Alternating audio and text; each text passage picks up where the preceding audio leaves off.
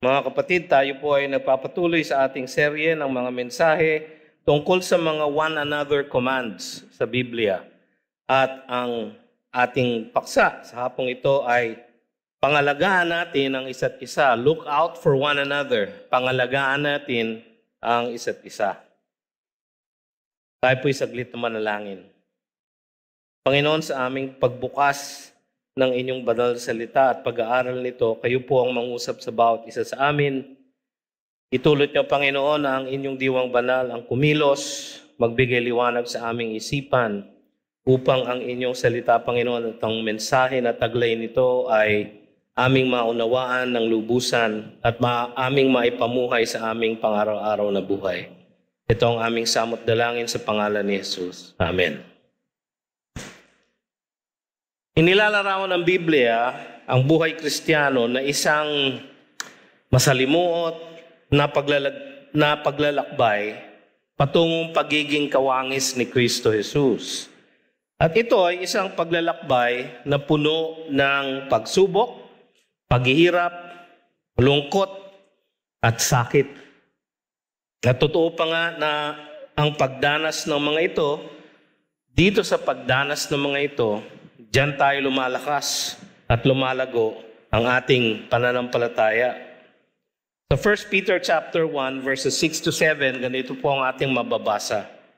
In this you rejoice, though now for a little while, if necessary, you have been grieved by various trials, so that the tested genuineness of your faith, more precious than gold that perishes though it is tested by fire, may be found to result in praise and glory and honor at the revelation of Jesus Christ. Ito ang dahilan kung bakit nating kailangan na pangalagaan natin ang isa't isa bilang magkakapatid kay Kristo Jesus. Alam niyo mga kapatid na mahilig ako sa mga awit. Kaya meron akong isang i-quote na awit mula sa 1969. Ang grupo na umawit na ito ay tinawag na The Hollies. Ang sabi ng awit, the road is long with many a winding turn that leads us to who knows where. But I'm strong enough to carry him. He ain't heavy, he's my brother. So on we go. His welfare is of my concern. No burden is he to bear. We'll get there. For I know he would not encumber me. He ain't heavy. He's my brother.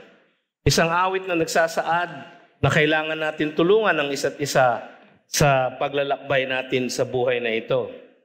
Sa banal na salita ng Diyos, ang sabi ay ganito sa Galatians 6:2. Bear one another's burdens and so fulfill the law of Christ. Bear one another's burdens and so fulfill the law of Christ. Sabi ng isang sikat na pastor, si Dr. James Montgomery Boyce, isa sa pinakadakilang mga preachers ng 20th century na naging pastor ng 10th Presbyterian Church sa Amerika. Ang sabi niya, this is the heart of Christian conduct. Jesus gave himself for others. Followers of Christ are also to give themselves for others. Care for another person is at the heart of a right relationship to God. And all rebellion against God is inevitably linked to a corresponding disregard for others. Ang buhay daw ng isang Kristiyano ay ang pangangalaga ng kapwa Kristiyano, ng ating mga kapwa-tao. Ang lahat ng mga tagasunod ni Kristo ay dapat gumagawa nito. At ito ang tanda ng isang tamang puso na nakatuon sa ating Panginoong Diyos. Napakaganda pong mga salita. Sa ating pong pag-aaral ngayong hapon, pwede niyo pong hugutin ang inyong bulletin. Meron pong Filipino message outline na inyong makikita. Yung po ay direct translation din ng English message outline. Kung mas gusto nyo pong unawain sa English, ay maaari nyo pong buksan din doon. Ngunit meron din pong Tagalog o Filipino message outline sa inyong mga bulletin. So samahan niyo po ko at sundan ang ating pag-aaral ngayong hapong ito sa pamamagitan ng outline na ito. Pangalagaan natin ang isa't isa. Ang una natin kailangan makita ay ang konteksto. Napakabuti po mga kapatid na isang kaugalian natin na tuwing tayo mag-aaral ng isang verse o isang talata sa Biblia, titignan natin ang napapalibot na konteksto na ito. At sa ating babasahin ngayong hapong ito, ating pag-aaralan, ito ay nagmumula sa sulat ni Pablo sa mga taga-Filipos. Isang sulat na kanyang ipinadala sa kanila, sa mga taga-Philippi, magmula sa isang kulungan sa Roma. Siya'y nakakulong. Pero ang tawag ng marami dito ay ang Epistle of Joy, ang sulat ng kagalakan. Kagalakan mula sa isang taong nakakulong. At napakaganda ng mga sinabi niya tungkol sa church na ito sa Philippi. Sila ay tama ang doktrina, sila ay tama ang mga buhay, ngunit meron din silang mga panganib na kailangan tignan. At ang isa sa mga ito ay ang panganib ng pagkakawatak-watak, no? Panganib ng disunity, panganib ng pagkakahati-hati sa loob ng kanilang iglesia. Makikita natin to, nababanaag natin ito sa ilang mga talata ng Philippians. Una sa lahat, panganib mula sa inggit at pag-aaway. Kung titignan po ninyo ang inyong mga Biblia sa chapter 1, verse 15, ang sabi ni Pablo doon, some indeed preach Christ from envy and rivalry, but others from goodwill. Tapos baba nyo lang ng konti, tingin nyo sa verse 17, the former proclaim Christ out of selfish ambition, but not sincerely, but thinking to afflict me in my imprisonment. Meron din panganib mula sa takot sa mga tumutuligsa sa kanila. Tingnan po ninyo yung chapter 1, verse 28. Makikita natin doon na sabi niya, and not frightened in anything by your opponents. Meron silang mga kalaban, merong tumutuligsa sa kanila sa gitna ng kanilang kapatiran. Panganib din mula sa pagrereklamo at pagtatalo. Tignan niyo po yung Philippians chapter 2, verses 14 and 15. Ang sabi ni Pablo doon, do all things without grumbling or disputing. Marami nagrereklamo siguro sa kanila at nagtatalo. Siguro may mga pinagtatalunan sila mga issue. So that you may be blameless and innocent, children of God without blemish in the midst of a crooked and twisted generation, among whom you shine as lights in the world. Yun po dapat ang kanilang gawin, na sila ay maningas na mga mananampalataya na kawangis ni Kristo Jesus. Ngunit meron din panganib mula sa mga pag-uuna ng sariling interes. Makikita natin to sa verse 21 ng chapter 2. Ang sabi ni Pablo doon, for they all seek their own interests, not those of Jesus Christ. Ang kanyang tinutukoy ay ibang mga tao sa loob ng iglesia nila na tumutuligsa nga sa iba at gumagawa ng gulo. Ang kanilang interes ay ang kanilang sariling interes. Meron din panganib mula sa maliliit na di pagkakaunawaan. Maliliit na diferensya, maliliit na mga sigalot. Makikita natin to sa chapter 4, verse 2. Meron dalawang pangalan dyan. Sabi niya, I entreat Euodia and I entreat Syntyche to agree in the Lord.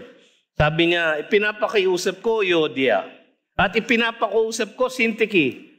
Magkasundo na kayo. Ang ibig sabihin lamang nun, meron silang away. Ang masama dyan, nailathala pa sa Biblia ang kanilang away.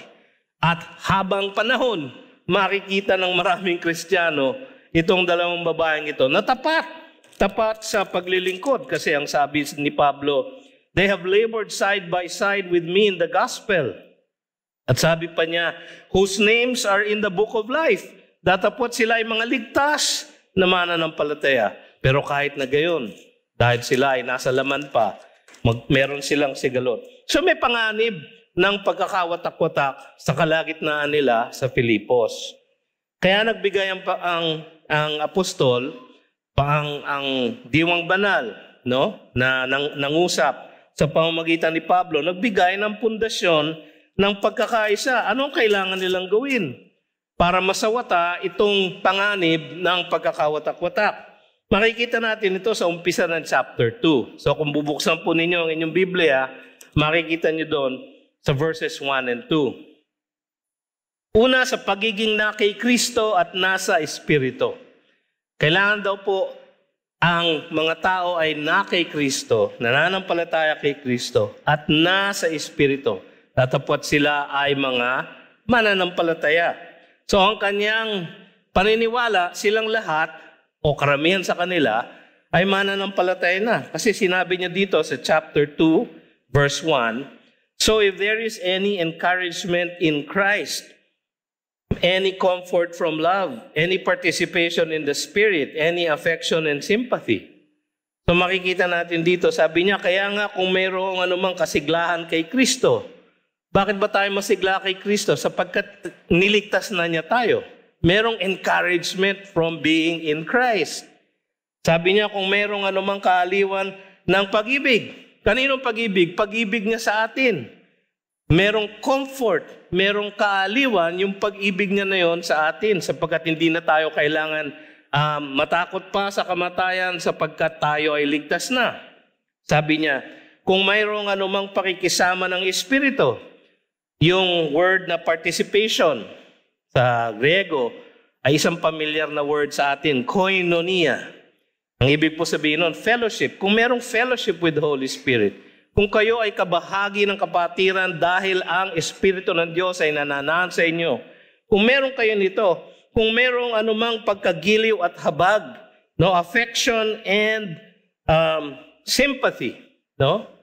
Sabi niya, merong itong dapat na basihan, pagiging na kay Kristo at pagiging nasa Espiritu Santo. Kung kayo ay mananampalataya, kung kayo ay dumanas na ng kaligtasan, yun ang sinasabi niya. Verse 2, ito yung pagiging magkaisang diwa at kaisipan. Complete my joy by being of the same mind. No?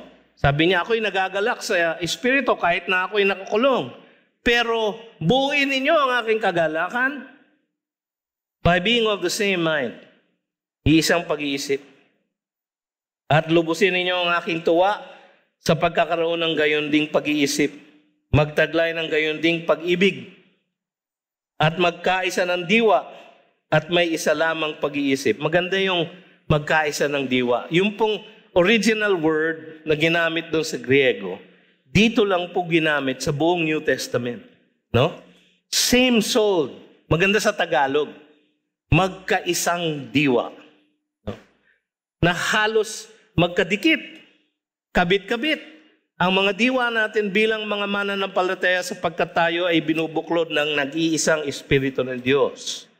Kung meron daw tayong lahat na ito, no, tayo dapat ay merong isang diwa at isang pag-iisip. Kung ito ang pundasyon ng pagkakaisa na kailangan natin para labanan ang pagpanganib ng pagkakawatak-watak, paano ba gawin ito? Paano ba ma-achieve yung foundation na ito, itong design ng unity, itong ibinigay ni Pablo? Paano ba sundin ito? Yung verse 3 and 4, ang practical na means para sundin or para maatim ang unity o pagkakaisa sa loob ng isang iglesia. At ang bottom line nun ay kailangan pangalagaan natin ang isa't isa. Tignan natin ang kautusan. So, tapos na tayo dun sa konteksto. Alam na natin kung anong konteksto. Alam na natin na merong parang nabubuong pagkakawatak-watak sa loob ng iglesyang iyon. Alam na natin na sinabihan sila ni Pablo na magkaisa. No?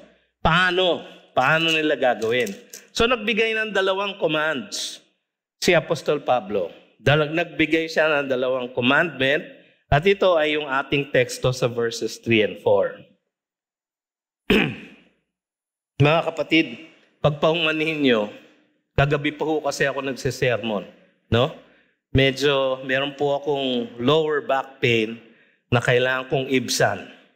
So, uupo ho ako ng konti sa ating pag-aaral para matagalan ko po. Kasi kung hindi, mamadaliin ko to, baka hindi nyo maunawaan ang sinasabi ko. Ayan. No? Tingnan nyo yung verse 3. Tingnan nyo yung verse 3. Ang sinasabi ng verse 3 ay ito. Ituring ang iba na mas nakahihigit. Ituring natin ang ibang tao, ang ating kapwa, na mas nakahihigit sa atin.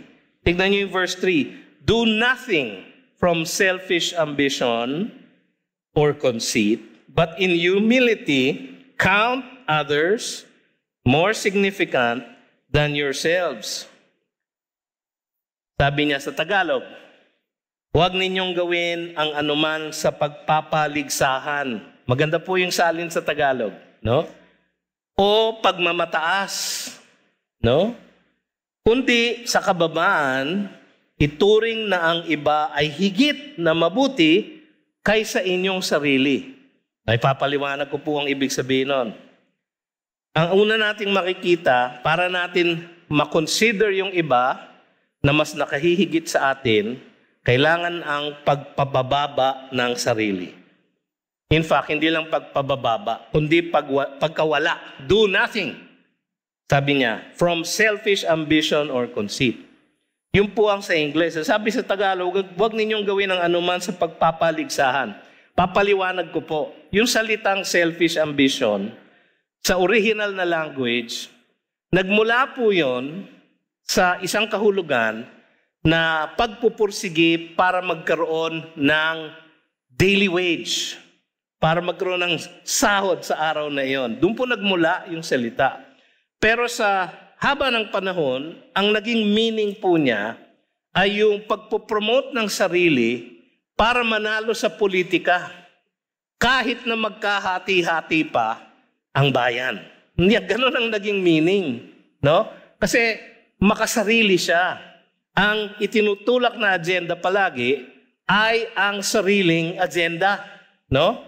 Selfish ambition ang translation sa English. Yun namang isang salita, sabi niya, do nothing from selfish ambition or conceit.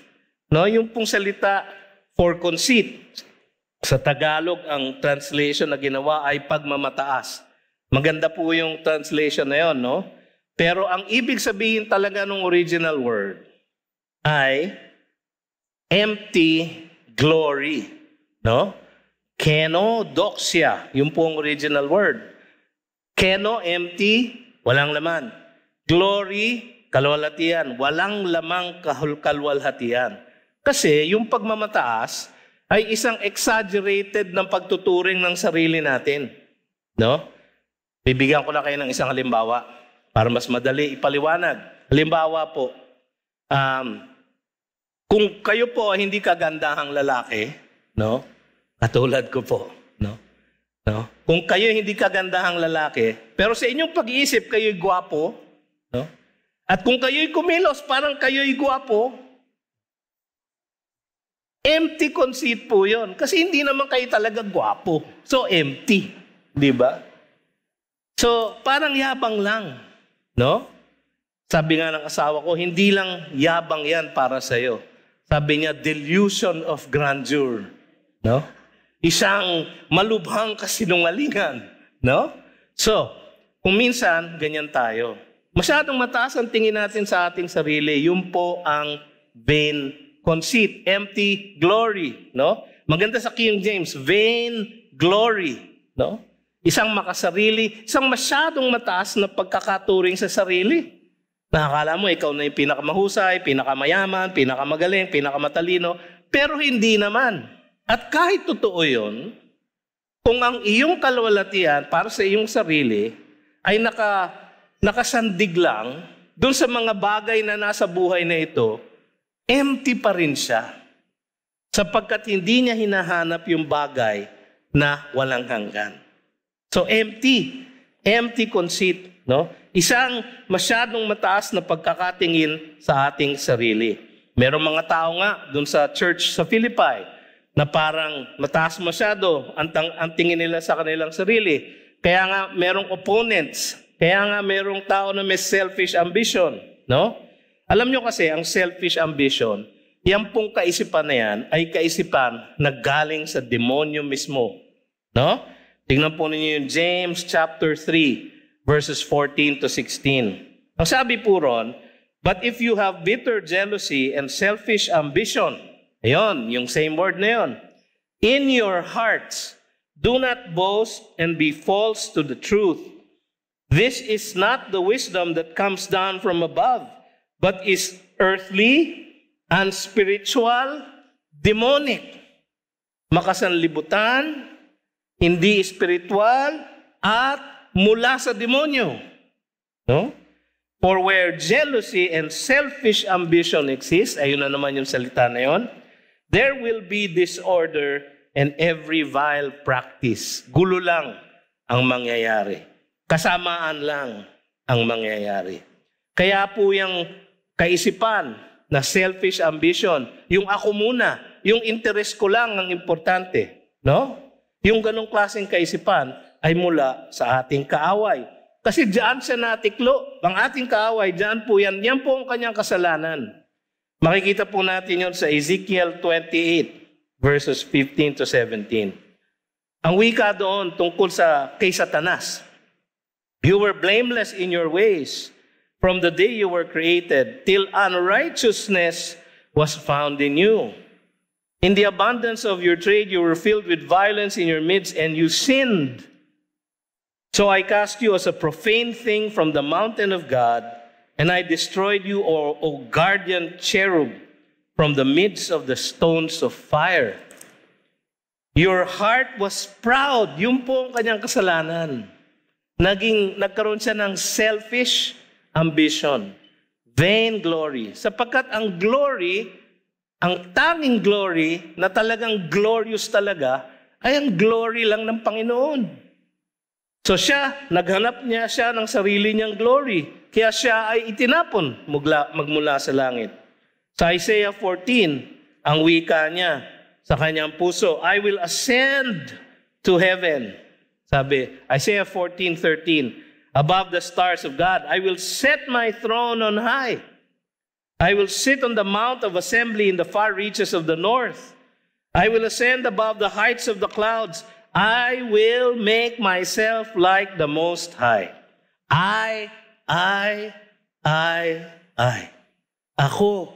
Ako ang pinakamabuti. Ako ang pinakamaganda. Ako ang pinakamataas.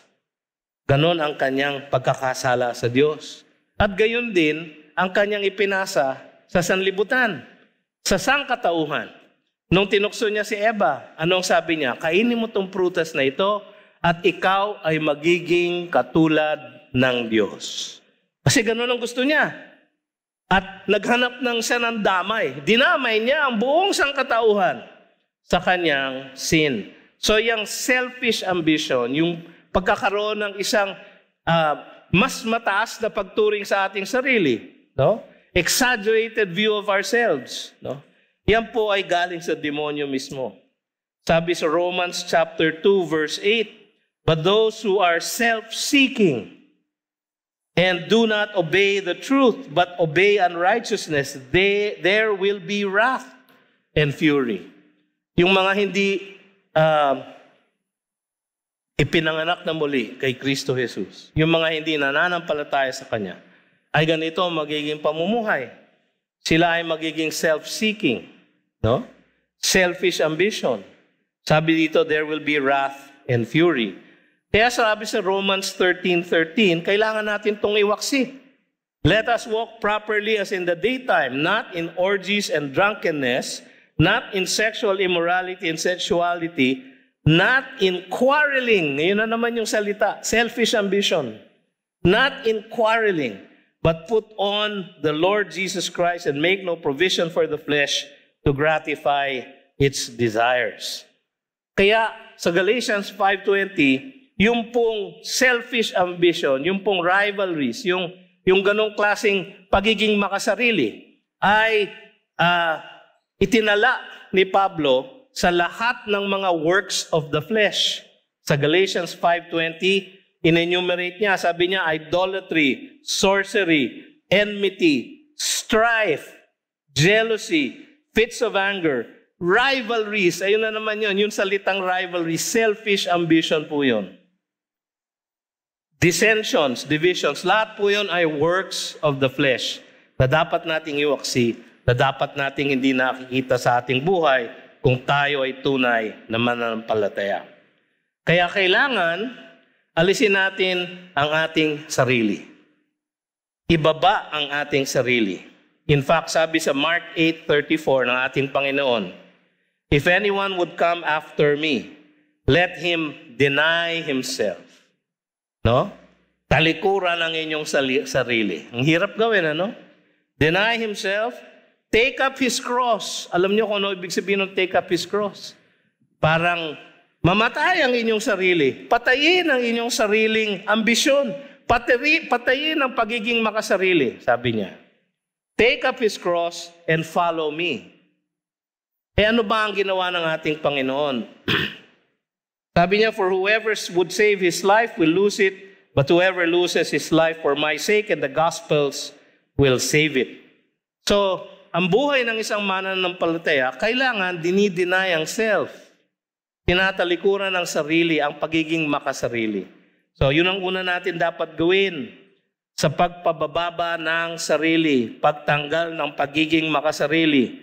Yun ang importante. Pangalawa, so sa pagtanggal ng pagiging makasarili, sa pagpapababa ng ating sarili, anong susunod? Sa pagtataas naman ng iba. Tingnan niyo yung commandment sa verse 3. "But in humility, count others more significant than yourselves." Ituring na ang iba ay higit na mabuti kaysa sa inyong sarili. Sabi, in humility, but in humility. Yung pong humility, kailangan po, kasi kung walang humility, hindi po natin maitataas ang iba sa ating paningin. Ang palagi pa rin natin titignan ay tayo pa rin ang bida. Tayo pa rin ang pinakamagaling. Tayo pa rin ang dapat masusunod. Tayo pa rin ang dapat nauuna, hindi ang iba. Kailangan ng humility.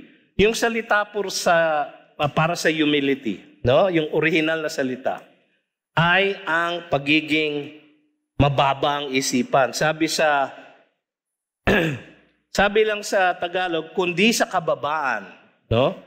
Pero dapat yon ang buong meaning niya, kundi sa kababaan ng pag-iisip. Kababaan ng tingin ninyo sa sarili ninyo. Lowliness of mind, ang original na meaning. No?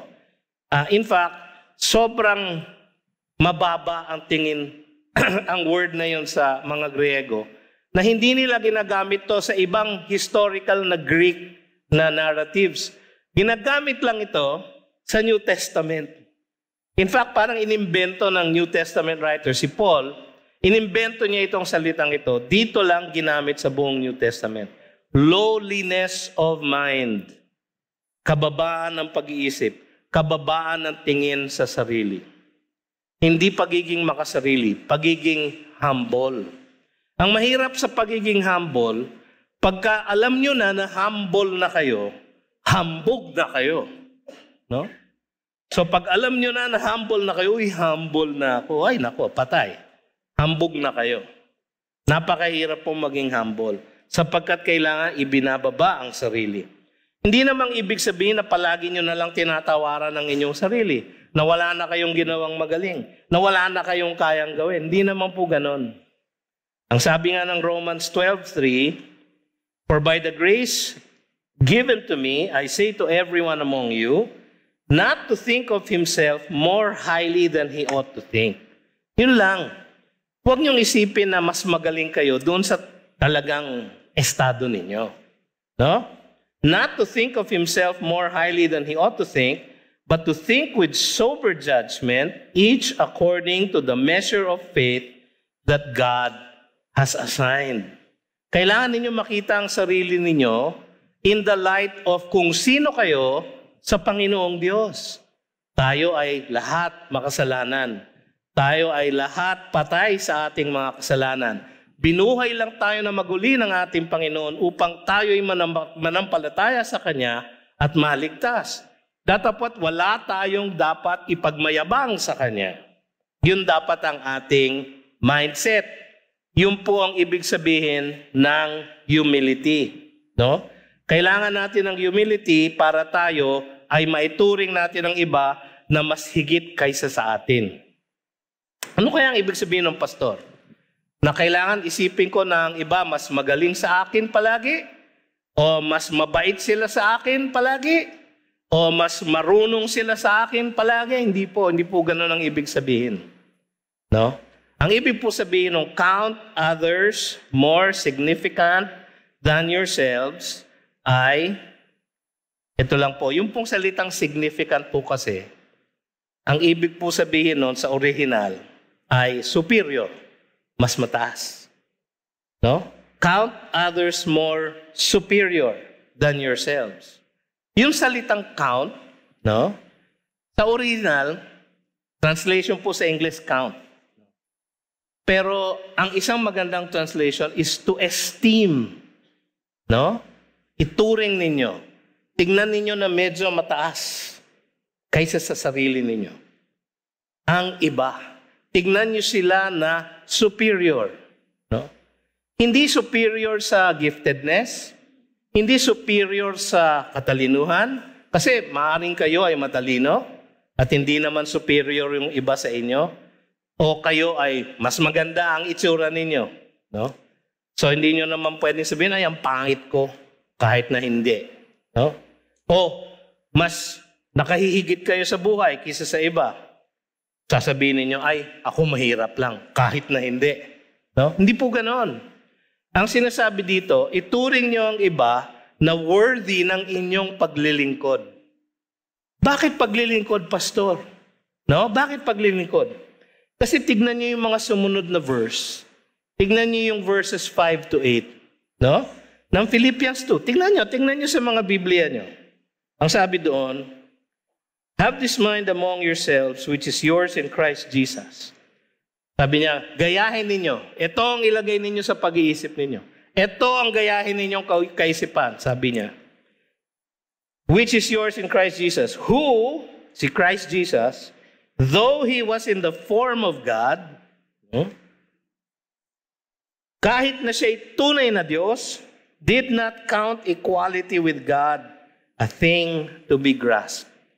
Hindi niya tinanganan yung kanyang pagiging Diyos. But emptied Himself by taking the form of a servant. Servanthood po ang halimbawa na ipinakita ni Kristo sa atin. Datapwat, ang ibig sabihin ng count others more significant than yourselves is ituring nyo ang ibang tao na worthy ng inyong paglilingkod. Kumbaga, sila ang bossing nyo. Di ba nga mga boss nyo sa opisina, pinaglilingkuran nyo sapagkat sila ay itinuturing ninyo na may karapatan na tanggapin ang inyong paglilingkod. Gayon dapat ang tingin natin sa lahat ng ating kapwa. Na ang iba ay may karapatan na paglingkuran ko. No? Na hindi ako masyadong mataas, na hindi ako pwedeng maglingkod sa kanila. Na hindi ako masyadong mataas, na hindi ko pwede silang tulungan. Sapagkat ang halimbawang binigay ni Pablo, pagkatapos niya ibinigay yung utos, sabi niya, ito ang utos, ito ang halimbawa. Ang halimbawa si Kristo, no, iwinaksi niya ang kanyang pagiging Diyos upang maging lingkod. Datapwat ang ibig sabihin ng count others more significant than yourselves is ituring niyong worthy ng inyong paglilingkod ang iba. Yun po ang ibig sabihin noon. No? Ngayon, pagkaya nyo na pong gawin yon, so ituturing natin na masigit ang iba kaysa sa atin, ang susunod naman na utos, iuna ang interes ng kapwa ninyo. Pahirap na yung pahirap, no? Noong una, ibaba ang sarili. Tapos, itaas ang iba. Ngayon, ituring naman ang interes, iuna ang interes ng kapwa. No? Verse 4, let each of you look not only to his own interests, but also to the interests of others. No? Pansinin niyo po, meron pong tatlong bagay dito. Una, Inaasahan ito mula sa lahat. Let each of you. Ang sabi, let each of you. Ang ibig sabihin, every all. Every all po kasama dito. Lahat po tayo. Ang isang pagkakaisa ng iglesia ay madaling mawasak na kahit na konti lang ang pinagmumulan ng pagkawasak. Kailangan lang ay 1, 2, 3 tao na magkaroon ng selfish ambition, na magkaroon ng isang exaggerated view ng kanilang sarili, na unahin palagi ang kanilang kagustuhan, na kailangan masunod ang kanilang kagustuhan, na kailangan sila muna ang paglingkuran, na sila palagi ang tama sa mga kwestiyon ng doktrina, na ang kanilang ministeryo palagi ang dapat unahin. No? Ilang tao lang na ganun. Mawawasak ang pagkakaisa ng isang iglesia. So kailangan, let each of you. Kaya nga sa 1 Corinthians chapter 1 verse 10, sabi ni Pablo sa church sa Corinth, no? Sila ay at nagkakahati-hatinan. Sabi niya, I appeal to you, brothers, by the name of our Lord Jesus Christ, that all of you agree, all of you, sabi niya, and that there be no divisions among you, but that you be united in the same mind and in the same judgment. Sabi niya sa 1 Corinthians chapter 12, verses 25 and 26, that there may be no division in the body, walang pagkakahati-hati sa katawan ni Kristo, but that the members may have the same care for one another. Pangalagaan ng isa't isa. Yun po ang ating tema. If one member suffers, all suffer together. If one member is honored, all rejoice together. Every all. Kasama ang lahat. Let each of you. Kailangan tayong lahat sumunod dito. Ano yung commandment? Una, inilalampas sa pangangalaga sa sarili. No? Ano ibig ko sabihin? Sabi niya, look not only to his own interest. Hindi ito sinasabi na hindi nyo kailangan pangalagaan ang inyong sarili. Ang sinasabi lang nito, yung pangangalaga nyo sa iba, sana maging kapareho ng pangangalaga nyo sa inyong sarili. So, pangalagaan ninyo ang inyong sarili, no? Kumain kayo ng gusto, matulog kayo ng sapat, no? Uminom ng tamang gamot, mag-exercise, magpapayat, no? Yan po ang palaging sinasabi sa akin ng mga doktor, magpapayat ka, sir, para yung likod mo hindi bumibigay. Bumibigay na po yung skeleton ko dahil sa bigat ko. So magpapayat, pangalagaan ang sarili. Si Pablo mismo, dinidisiplina ang sarili niya. Sabi niya sa 1 Corinthians 9:27, I beat my own body para hindi ako ma-disqualify, para ako ay magpatuloy ng paglilingkod. No? Ang sabi ng Panginoon, love others as you love yourself. Hindi niya inuutos na mahalin natin ang ating sarili. Napansin niyo? Ang inuutos niya, mahalin niyo ang iba katulad ng pagmamahal niyo sa sarili niyo. So ang sinasabi dito, no? Pansinin niyo ang iba, pangalagaan niyo ang iba, katulad ng pangangalaga niyo sa inyong sarili. Look not only to your own interest. No? Yun po ang sinasabi dito. In fact, ang Biblia po, ang gospel ng ating Panginoon, napaka-radikal ang hinihingi sa atin. Ang alam lang natin na dakilang kautusan ay love others as you love yourself. Pero sabi ni Kristo Jesus sa Luke 6:27-28, no? Para makita ninyo kung gaano ka-radikal ang kanyang ine-expect sa atin. But I say to you who hear, love your enemies. Uy, pastor, ang hirap na yan. Kanina, ibaba lang ang sarili, itaas ang iba. No? Huwag lang yung pangangalaga ng sarili, kundi pangangalaga ng iba. Pero ito, sabi niya, love your enemies. Do good to those who hate you. Bless those who curse you. Pray for those who abuse you. Kasi sa totoo lang, mga kapatid, kuminsan kahit sa ating kapatiran, marami tayong enemies, di ba? Sa ating kalagitnaan. Mga kasama natin sa iglesia, pero sana hindi na lang. Di ba? Makakasama natin yan sa langit, magpasawalang hanggan. Kaya dito pa lang, aralin nyo na mahalin. Kasi makakasama natin sa langit No? Dito parang linggo-linggo na lang kaaway nyo. Makita nyo lang ang pagmumukha, nasisira na araw nyo. No? Hindi pwede yun. Love your enemies, sabi ng Panginoong Jesus. Para lang ipakita niya sa atin na hindi dapat ang tinitignan nyo ay yung pangangalaga lang ng inyong sarili. Ilampas nyo doon, sabi niya. Okay lang na alagaan ninyo ang sarili, pero ilampas nyo doon. Ipagyaman ang pangangalaga sa iba, but also to the interests of others. So pangalagaan ng iba. Pagka wala na ang atensyon nyo sa sarili ninyo, hindi na kayo makasarili. Pagka iniisip nyo na hindi ako palaging kailangan mauna. Hindi ako kailangan palaging paglikuran ng lahat. Hindi ako kailangan palaging pakinggan ng lahat. Hindi ako ang palaging tama. Napakahirap ho, di ba? Alam niyo itong sermon na ito, hindi lang para sa inyo, para sa akin po ito. No? Madalas ang puso ko po ay traidor. At ganito po ang aking naiisip. Kaya paalala sa akin, na Pastor BJ, hindi ikaw ang palaging tama. Hindi kailangan palaging ikaw ang masunod.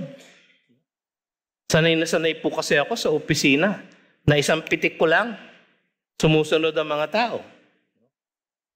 Pero hindi po ganyan sa kapatiran ng Panginoon. Tayo po'y dapat naglilingkod sa isa't isa.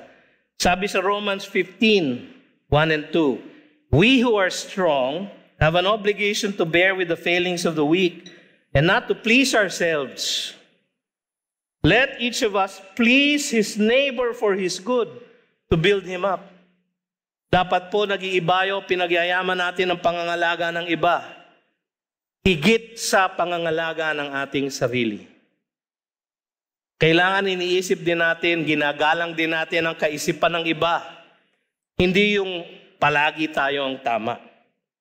Sabi sa 1 Corinthians 13:5, ang isang attribute ng love ay does not insist on its own way. Ganyan daw po ang tunay na pag-ibig. Does not insist on her own way. Ganyan ang palagi namin sinasabi ng aking asawa sa mga kinakounsel namin bago magpakasal. No? Ginagawa po namin ay tinuturo namin sila mula sa 1 Corinthians 13. At pinapasukat namin sa kanilang kakayanan versus each of the attributes of love. Pagdating po dyan sa does not insist on her own way, palagi mababa ang score ng marami. Bakit? Kasi natural po sa atin ang ipilit ang gusto natin. Kailangan akong masunod. Akong babae, I have the last say. Diba? Totoo naman yung mga lalaki, diba? Palagi naman last say ang babae talaga. Tanggapin na natin yon. Pero mga babae, wag naman ganon. Diba? Don't insist on your own way. Kung kayo ay malakas na sa pananampalataya, wag niyong ipangalandakan yun. Tulungan yung mga mahina pa, hindi pa nakakaunawa, nanghihina pa sa kanilang lakad sa Panginoon. Ipanalangin sila, turuan sila, i-mentor sila.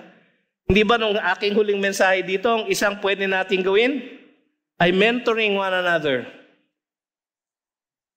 Yung sabayan nyo ang isang kapwa mananampalataya, isang bagong mananampalataya. Mag-imbita kayo ng bago sa inyong growth group, share nyo ng gospel, i-disciple nyo, i-mentor nyo. Tulungan nyong lumago sa kanilang pananampalataya. That is how we look out for one another. Higit sa pangangalaga nyo sa inyong sarili, ipagyaman ang pangangalaga sa iba.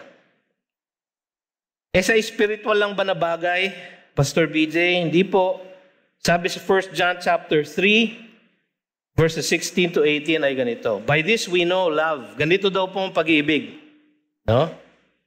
That He, si Kristo Jesus, He laid down His life for us. And we ought to lay down our lives for the brothers. Paano? But if anyone has the world's goods and sees his brother in need, yet closes his heart against him, how does God's love abide in him?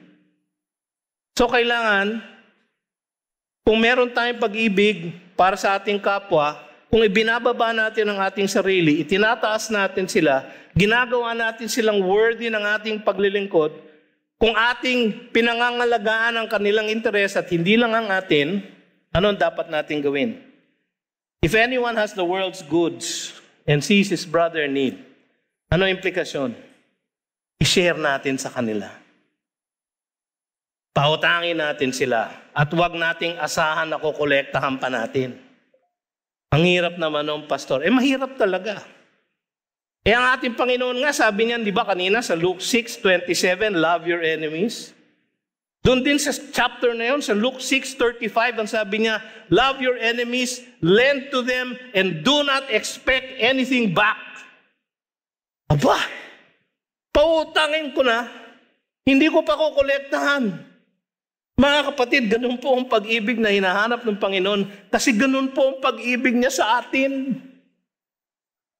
Ganun po ang pag-ibig niya sa bawat isa sa atin. Kaya, sa ating pagtatapos, tandaan po natin mga kapatid, nilarawan ng ating Panginoong Hesukristo ang buhay Kristiyano na isang buhay ng pagtanggi sa sarili. Diba?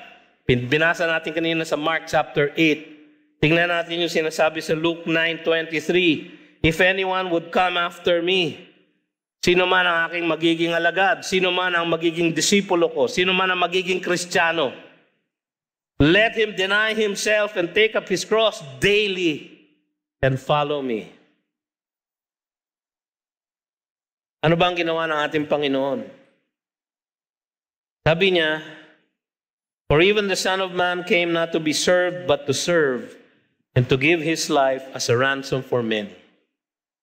Ang ating Panginoon, Kanya ibinigay ang kanyang buhay para sa atin. Tayo ba'y nararapat ng kanyang paglilingkod? Hindi. Mas superior ba tayo kaysa sa Kanya? Hindi. Ngunit Kanyang ibinigay ang kanyang kaluwalhatian upang tayo ay Kanyang madala at mapaglingkuran at maligtas. Kung ginawa niya yung para sa atin, mga kapatid, let us look out for one another. Pangalagaan natin ang isa't isa. Ibaba natin ang ating sarili, itaas ang iba. Ilampas natin sa ating pangangalaga sa ating sarili, pagyamanin natin ang pangangalaga sa interes ng iba. Yun po ang sikreto ng buhay espiritual. Kaya yung awit na inumpisahan ko kanina, meron pong magandang ending po yung song na yun. Huwag ko kayong mag-alala, hindi ko aawitin. If I'm laden at all, I'm laden with sadness. Bakit? Bakit kaya malungkot yung gumawa ng awit? That everyone's heart isn't filled with the gladness of love for one another. Nalulungkot siya sapagkat walang ganito sa mundo. Pero dapat sa ating mga kapatiran, meron tayong pag-ibig sa isa't isa, pangangalaga sa isa't isa. It's a long, long road, sabi nung mawit, from which there is no return. And while we're on the way to there, why not share? And the load doesn't weigh me down at all. He ain't heavy. He's my brother. Tayo po ay manalangin. Panginoon, kayo po ang mangusap sa puso't isipan ng bawat isa sa amin ngayon din. Napakahina po namin, napakarupok bilang mga tao. Madalas, Panginoon, hindi kami makasunod sa iyong mga turo sa amin. Malinaw naman po, Panginoon, ang iyong inaasahan sa bawat isa sa amin. Na ibaba ang aming sarili, itaas ang iba. Ituring namin ang iba na karapat-dapat na aming paglingkuran. Katulad ng paglilingkod ng aming Panginoong Jesus sa amin upang kami ay maligtas. Nawa, Panginoon, turuan niyo kami na hindi lang pangalagaan ang aming sarili, kundi pangalagaan ang interes ng aming kapwa. Nawa o Diyos, ito ay maging totoo sa aming pang-araw-araw na buhay. Ito ang aming samot dalangin sa pangalan ni Jesus. Amen.